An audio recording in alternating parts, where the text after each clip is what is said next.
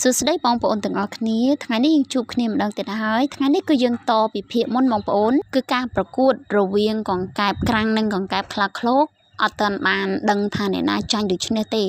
ដោយឡែកថ្ងៃនេះគឺពួកគេបានណាត់គ្នាមកវាយគ្នាម្ដងទៀតដោយអត់មានកង្កែបញីចូលរួមទេណាបងប្អូនគឺកង្កែបក្រាំងនិងកង្កែបខ្លាឃ្លោកគេណាត់គ្នាតែពីរអ្នកគ្នាគេហ្នឹងណាគឺគេមកវាយគ្នាប្រយុទ្ធគ្នាដើម្បីដណ្ដើមកង្កែបញីយើងនឹងកង្កែបក្រាំងហ្នឹងគឺកំពុងតែរំបណ្ដើ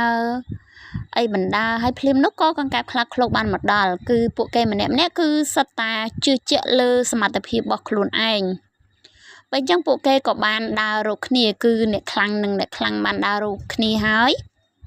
រវាងកង្កែបក្រាំងនិងកង្កែបខ្លាឃ្លោកគឺដើម្បីតែកង្កែបញីមួយធ្វើឲ្យពួកគេ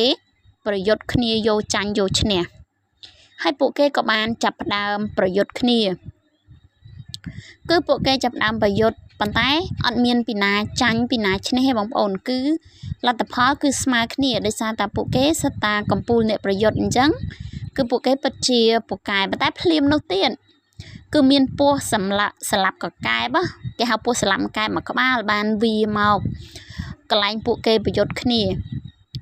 ហើយមកចាំនឹងកណ្ដាលពួកគេនឹងឯងពួកគេស្រាប់តែដាក់ភ្នែកទៅឃើញពស់ស្លាប់កែបក៏នាំគ្នារត់ចូលទៅក្នុងទឹកបាទទៅបងប្អូនចាជួបគ្នាវីដេអូក្រោយទៀតណាបាយបាយ